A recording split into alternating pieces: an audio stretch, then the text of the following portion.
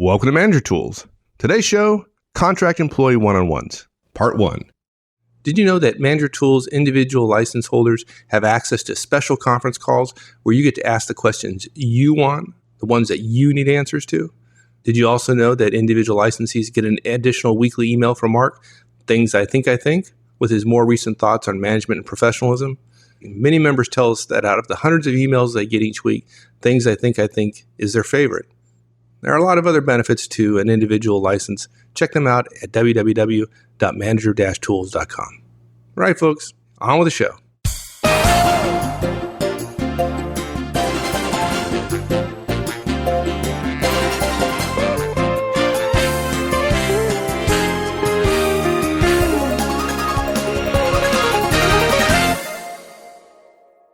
We always recommend one-on-ones for directs, right? Always. And there's no exceptions today. But in most organizations, there are plenty of relationships where, how do you say it? They're not crystal clear, right? They're project managers. There's other managers. We do admin stuff with other managers, but we don't ever really see them. So it's a little unclear and it makes it messy. Yeah, it is. It makes it messy. And in fact, we get questions. I think almost every conference we get a question about, and from clients too, well, does this person really work for me? Do I need to have a one-on-one with them? Which makes it hard because the boss-subordinate relationship is hugely important. We generally say, you and I both answered the question as, look, you may have a question, but usually the directs don't. They know, right? They know who they think of as their boss. Now, they're wrong sometimes, but generally speaking, they're aware of it. We define a manager's directs as those folks who would think of you as their primary boss, or often it's and, but in some cases it's or that you would write the end of year review for, and you'd be the primary person that would discuss their pay with them, provided pay discussions happen at your level in the organization. The problem with that, when you start getting a definition like that, right, is we have to create things to help us decide, ways to look at the relationship will help us decide. But frankly, things like reviews are an administrative process. They're necessary. They're valuable if they're done well. But reviews and pay are really proxies, a way to get at who this person's boss is. And right, you and I agree that having lack of clarity about a boss or a boss about a subordinate is dumb. It's just, you lose energy, right?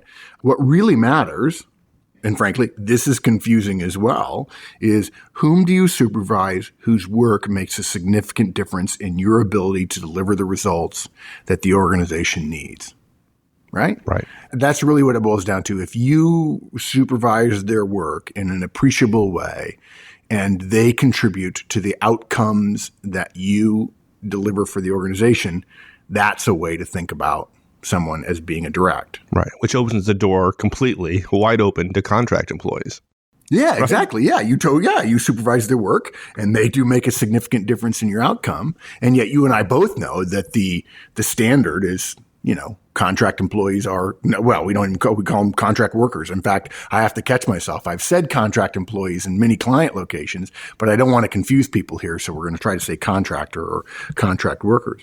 The question becomes, right, if they make a significant difference and you supervise their work, can you? And if you can, how do you have one-on-ones with your contract employees?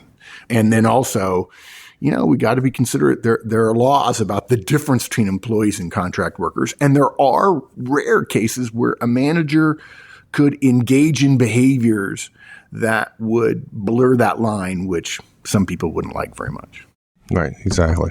And the answer is, we recommend contract one-on-ones. No surprise. We got four points we want to make today. We do recommend one-on-ones with your contract employees. We recommend you do a standard rollout for contract employees. It's a little bit different if you're rolling it out all at the same time or if you're only rolling it out to contract employees because you've already rolled it out to your directs. That could happen. There is a change in the agenda. Instead of the 10-10-10 agenda, 10 minutes for them, 10 minutes for you, 10 minutes for the future. Now we only do 15-15 because we take out the future because that's part of your administratively supervisory role that goes to employees but not to contractors. And then lastly, we want to touch on legal concerns. We want to go through our recommendations first, and then we want to at least give you a flavor of the legal concerns, which I think will be helpful for some folks. Good. Okay, now the fact that we recommend contract one-on-ones can't be surprising to folks. I mean, I'd be shocked if anybody were surprised about that, right? I mean, these contract employees, they produce work which you rely upon to produce the results for which you're responsible, right? Yeah. And since that's true, a better relationship with them is going to get you better results, which is what you're looking for. And matter of fact, the whole purpose on one-on-ones is to improve the relationship through regular, frequent communications with your directs to improve performance. So unless you're willing to say, hey, all these contractors that are working for me, I'm not concerned about their performance. Yeah, you have to do one-on-ones. The moment you become concerned about their performance, right, and how good a work they do, is the moment you say, well, geez, I better improve my relationship with them because I can get so much leverage out of relationship improvement that any time spent figuring out how to change the contract or how to change the amount we pay them or anything, all that stuff is way less efficient than spending a little bit of time on a regular basis to improve the relationship, which improves communication, which inevitably improves performance. Yeah, and that's the point that's easy to miss sometimes because we talk about the importance of developing relationships with folks. The reason, folks, it's not because we're great guys. Now we are great. We are great guys. Well, you are anyway. But that's not why we're recommending one-on-ones. We recommend one-on-ones because they develop relationships, and we recommend relationships because they improve performance. This is manager tools. This is not nice guy tools or nice gal tools. Right? It's not friend tools, right? Right, exactly. Friendly tools. Yeah, exactly. Yeah, look.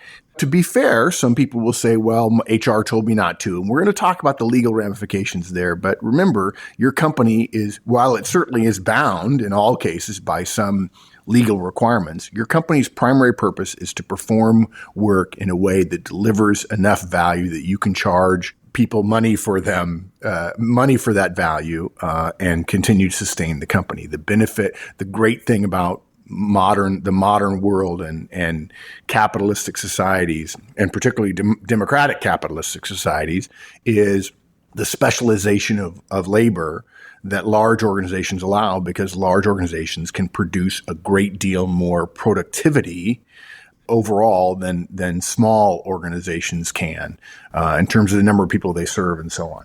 The thing is that I think a lot of managers mistakenly see one-on-ones as something they do special for their directs. And the directs might feel special when you do them. I mean, there are directs who write us notes and say, thank you for encouraging my boss to do these. He does them or she does them, and it's totally changed my life. And now I'm a big Manager Tools fan because of that.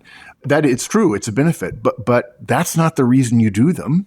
Okay. If it were just a benefit, we'd say, well, just spend some more money, which of course, after a fashion, you are spending money when you spend time with your directs, but it's money well spent, because time is money when it comes to managing. But it's not a benefit we give to somebody for working for you because you want to be a nice guy, as Mike says. We're not trying to be a benevolent boss bestowing on them time with you because really you have other things to do. But because they're direct, because they're an employee as opposed to a contractor, therefore you get some time with me every week. You're meeting with the people whose work you're responsible for. You're creating an opportunity for open communication. So it's not as if only full-time employees get this benefit, okay? You're not trying, heaven forbid, to send a message that some people get this and some people don't, that some are favored and some are not based on their legal status, okay? We don't manage based on legal status. We manage based on people and results, okay? That's why the two responsibilities of a manager are achieving results and retention. Yeah, I'm glad you cleared up that whole bestowing thing, because I always kind of envisioned that the one-on-ones I have with my folks was kind of like giving them an audience with the king. That's kind of how I thought about it. I'm glad you cleared that up. The audience. Yeah. Look, I think there are some managers who probably, even if they don't think they mean that, they behave that way, right? Yeah. Oh, there are some that think it, I guarantee you, unfortunately. Yeah, well, we get notes all the time from people who say, I really wish you could put out a cast about what to do, because my boss listens to you, and I just want you to know he doesn't do them right at all, and I hate them. And we're like, wow. And then, of course, that manager is saying, hey, yeah, I do one-on-ones the Manager Tools way. And then the peer of that manager goes to the directs, and the directs are like, yeah, we hate them. Like, yeah, okay. Yeah. A good idea, poorly implemented, is not a good thing. So look, the purpose of one-on-ones is about work and productivity. And because we're dealing with humans, relationships improve work and productivity. And since your contract workers do stuff that affects that, your work and your productivity, we recommend one-on-ones for them. It's just not hard. Okay. Now look, folks, it's possible that your contract employees report, quote unquote, to somebody else, a manager or a project manager who is external to your firm. This is true in larger contracts. It's particularly prevalent in the IT world, in the software development world today. If you've never heard the phrase, there's a phrase called body shops, which is IT consulting organizations that essentially house specialists, technical experts and specialists in all kinds of fields, and sell their services and say, don't hire a bunch of database administrators because you don't have the expertise. We already have them, and we'll administer a great deal of the stuff, and all you have to do is pay us contract fees. And look, there are all kinds of different relationships here, and the differences are sometimes subtle. And so some of you are going to be listening going, well, I'm not sure that really applies to me. The fundamental premise here is if you have people working for you who are involved in the work output that you deliver and that you feel like other people and yourself think of you as supervising them, even though the definition of supervision is a little bit vague, then you probably ought to develop a relationship with them, regardless of what the legal connection is between you and the individual, or you and the 7 individuals, or the 20 people, or so on. Now, the issue becomes if it's a bigger project and you have a bunch of people working on a project or on with you that's not a project but essentially full time, the question becomes, would you have one-on-ones with all of your contract workers, or would you, if they have a project manager, would you do a one-on-one with that project manager and then treat the contract workers who report to her as skips of yours? And of course, we don't do one-on-ones with skips. Now, look, this guidance won't be foolproof, but as a general rule, if the external contract project manager is on site every day, then treat them as a subordinate manager and treat the contract workers who report to her, however they define reporting, as skips. Okay, so you wouldn't do one-on-ones with them in that case. If the project manager is only in your offices 1 to 2 days a week and they're managing other projects as well, for whatever reason, regardless, we recommend you then eliminate them. You might have a weekly meeting with them. You might call it a one-on-one. But if the project manager is only in your offices 1 to 2 days a week, we recommend you treat those contract workers there every day as directs and have one-on-ones directly with them. The reason for that is, as a general rule, that project manager that is there 1 to 2 days a week is probably treating you as a customer and is not having one-on-ones with those contract workers. Now, I'm going to put a caution here because this may not sound easy to, maybe hard to hear, but that project manager is unlikely to be of great value to you. Please don't take that as an offense to project management at all. Don't take an offense to contract firms at all, because there are great contract firms. But those guys aren't really contract managers as they are relationship managers. So they're more concerned about managing the relationship and not supervising the work directly in general. Yeah. Right. And that's why they don't provide a lot of direct value to you.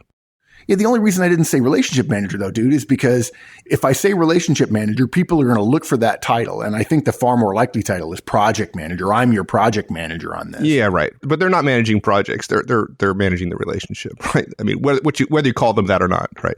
Yeah, exactly. Well, my point is for the manager who's listening to us now, who's talking to somebody who's the supervisor of at the external company who's providing you this contractual arrangement for workers at a certain base rate with certain levels of effort involved and outcomes expected and so on, all contractually arranged.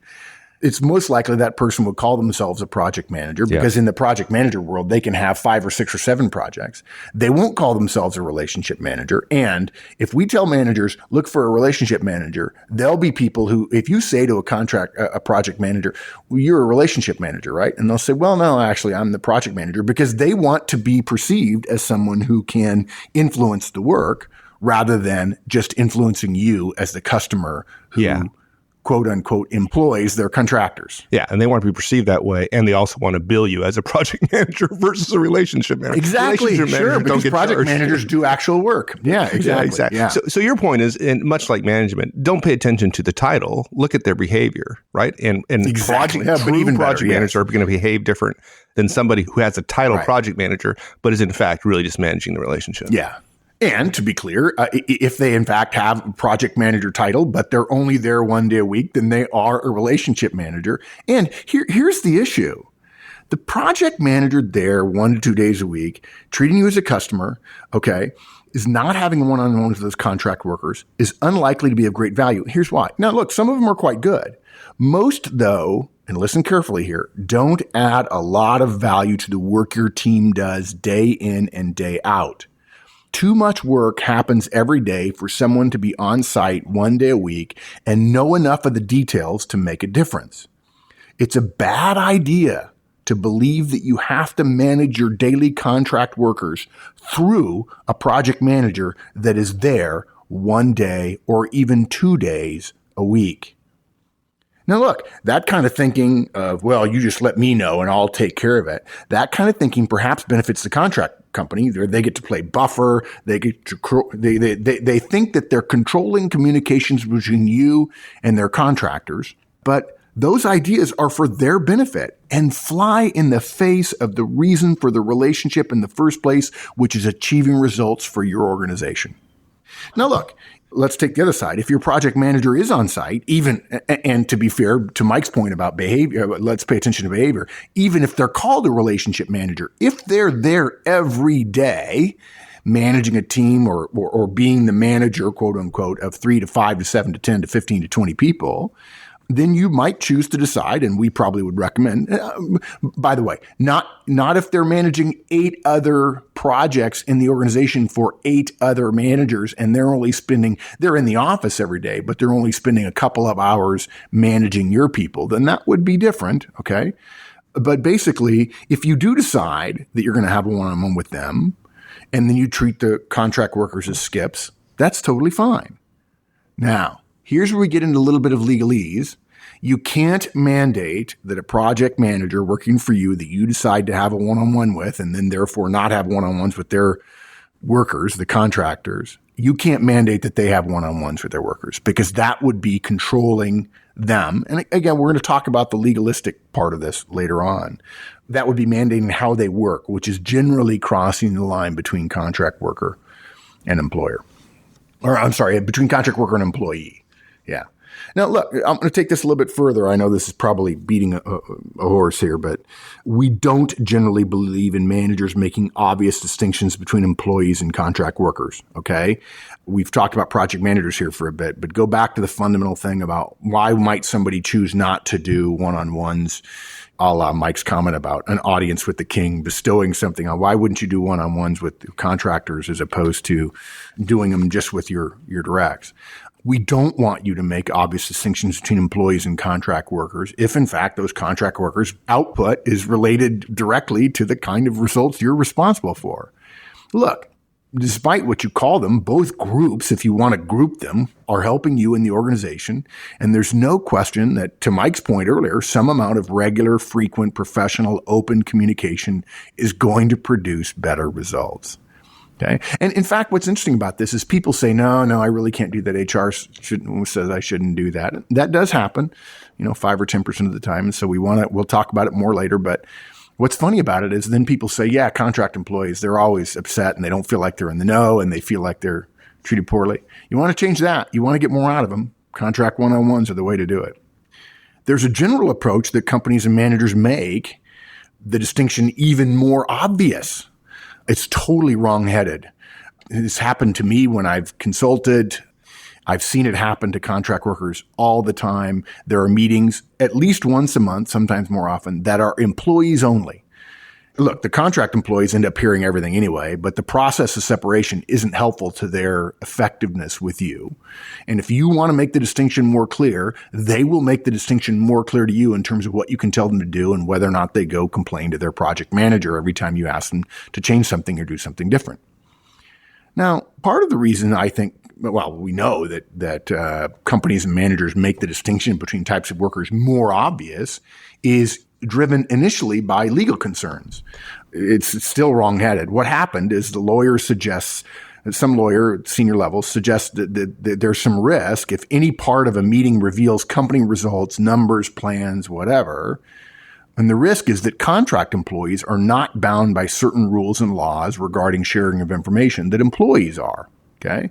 The lawyers say basically, hey, look, let's eliminate our risk. If there's any chance you're going to talk about performance or company plans or company marketing or the next quarter or what we're planning on, if any of that sort of stuff is going to be mentioned, exclude your contract employees. And look, that serves the lawyer's need. And we respect the lawyer's need to say, let's mitigate our risk. The problem with that is the decision has to be considered. What ends up happening is managers consider on virtually every meeting, and it sends a message to managers that they make similar choices all the time. Am I going to mention something that's coming up next quarter or whatever? Can I include contract employees and so on? This is a case where the exception, even though it's valid, there are some meetings that do talk about confidential things, has created this enormous margin of safety. It becomes terribly inefficient and affects the ability of the company to get the work done that may in fact be related to that rollout of a given product or service that the contractors are actually working on. So the lawyers who encourage the exclusion of contract employees, I promise you folks, no offense to lawyers, we respect their point of view, but they aren't for a second thinking about your team's performance, your relationship with your people, your communication flows, your efficiency, your effectiveness. They're only thinking about corporate communication risk, which is frankly very, very rarely noteworthy for the vast majority of managers. So we recommend doing one-on-ones with your contractors. Now, what about the rollout? We know in previous casts, we've talked about very specifically how to roll out one-on-ones to your directs. Is it any different at all for contractors? No. The underlying premise for having a one-on-one is the same. So if you're not doing one-on-ones now at all, when you roll it out, you would roll them out to everyone the same way at the same time. And there's only one small change we'll talk about in a minute. I don't want to go through the rollout in detail. There's ample guidance on that in a Trinity rollout, previous podcast. And for those of you who are individual licensees, you can just read it. You don't have to listen to me talk about it. Basically, the rollout's roughly the same. You announce you're going to have one-on-ones. You send out an email, the text of which we've already written for you. You provide half hours on your schedule to allow your directs and your contractors to choose their half hours. We do recommend that if you have, say, 10 directs, you create 15 half hours. So you multiply the number of your directs by 1.5. So the last person to respond isn't forced into a slot that may not work for them. You don't start them for 3 weeks. You wait 3 weeks before you start them after you announce them. There's two reasons for that. One is to address the crowd who says, I'm too busy. And it's funny how many people have said to managers, I'm too busy. And then when I look at their calendars, so there's nothing on their calendar. Right. Every conference I ask, does anybody here routinely feel comfortable saying to their boss, no, I don't want to meet with you? When their boss sends a meeting request, no, I'm too busy. I mean, it's amazing how many managers would never dream of doing that to their boss, but then seem to fear that their directs will do it to them and that somehow they're supposed to tolerate that from directs, which is just wrongheaded. Your relationship with your boss is not that much different to your direct's relationship with you. So it's not only to address the I'm too busy crowd, it's also to give you time to brief everybody. You brief everybody on what they're about, what one-on-ones are about in the intervening time during a staff meeting. For those of you who are individual licensees, you can use our slides, right, that you get every week. And you take time in a staff meeting, which hopefully all of your contract employees, your contract workers attend. You answer questions. You say, hey, look, they're going to be a half hour long. This is how they work and so on. There will be a slight change. We'll talk about the agenda in just a second. And then you start them. And you know that when you start things, it's a little messy and then you iron it out. In the beginning, you may discover it's a bit of a stress on your calendar and you'll get better at that. If you have been excluding contract workers, but you've been doing one-on-ones with your employees, you simply announce in a staff meeting that you're going to start doing one-on-ones with your contract employees. It's totally fine to have your employees there when you announce it for the contract workers. Again, we're not thinking separation. We're thinking open communication. Now, Where we often hear pushback on this or questions from people at conferences is the number of one-on-ones you're having. If you have, say, 8 directs, surely you're having weekly one-on-ones, right? That's 4 hours a week. Our general rule is that when you start, if you have more than 15 directs, you can do biweekly one-on-ones. And so, in other words, that would be 7.5 hours a week. And then we recommend, as you become more comfortable with the scheduling and you discover that, I've achieved a new normal relative to my calendar, we encourage you to go to weekly one-on-ones with as many as 15 directs. If you have more than 20, you may not ever get to biweekly or to weekly, although we know lots of managers who do. And that's the way they manage through their one-on-ones. And they end up getting a lot more time back because they're getting a lot less nipped in the heels, so to speak. You had that experience, Mike, where I absolutely did. You actually went from weekly to biweekly. I went to weekly to biweekly because of the whole bankruptcy thing we were dealing with. And I thought I'd get a whole bunch of time. I had 10 directs at the time. So if I went from once a week to every 2 weeks, I'd get 5 hours back every 2 weeks. And turned out I didn't get 5 hours back. Matter of fact, I ended up spending twice that amount of time and dealing with the nipping at the heel stuff. Mike, I need a decision on this, or Mike, I need your help with that. And it wasn't worth it. Yep. Yeah, exactly. But let's talk about a different situation. If you have 10 directs, you're doing them weekly, and you also have 10 contract employees. This is not unheard of at all. That would be hard, right? So just to be clear, our first recommendation is don't reduce the frequency of your existing one-on-ones. That rarely helps and often hurts, as Mike says. We recommend you start in a situation like this, 10 plus 10, by having one-on-ones with your contract employees every other week while still having your standard weekly one-on-ones with your directs. Now, again, we're assuming here in this situation that there's not a full-time project manager on site. That would then be 10 plus 1, not 10 plus 10. And folks, I promise you, over time, it is possible, even if you don't believe it right now, to have 20 weekly one-on-ones. But cross that bridge after you have experience with what amounts to 15 half hours a week, right? Every week you do 10 of your full-time employee directs, and you do 5 of the 10 contractor directs. And after you've gotten comfortable with 15 half hours, you go to 20 half hours. It may take you 3 or 4 or 5 or 6 months. Let me just say, for those of you who gape at the idea of 15 weekly half hours, look, we respect your concern. We know you're busy. We know you feel busy. Although we got to tell you that busyness is an illusion often in terms of busyness is not always related to effectiveness. So we just want to put a thought in your head. We just like you to do something for us. Grab your schedule when you get a minute, not when you're driving right now. Don't look down at your phone. If you're listening to us on your on headphones or something, don't stop mowing the yard or doing laundry or whatever else. But grab your schedule when you get a minute and look at it 1 month from today, whenever today is, whenever you're listening. Okay, count up the number of hours in your week that are already pre-scheduled a month from now, a month from today, and ask yourself this question: who is in charge of my calendar, and why don't I put the most important things on it first and let the less important things vie for what's left, rather than allow my calendar to be filled up with other things that may or may not be important because I've never considered them against what my strategic opportunities are and what I really ought to be doing, which is getting the most out of my team. I'd be willing to bet for 90% of the people who are listening to us right now, when they look at their calendar a month from now, if you don't have a budget of more than $10 million, I'd be willing to bet that you have less than 5 or maybe less than 8 hours scheduled in a week. And since everybody tells me they work 50 hours a week, that leaves 40 hours left available.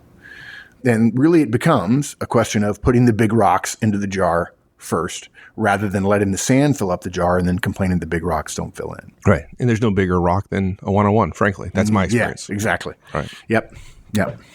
Okay, now look, relative to the rollout, we already alluded to it. The only difference in the planning and the briefing of this is the agenda for one-on-ones, because they're different between employees and contract workers. Thanks, everyone. That's it. We'll see you next week. Have a great one.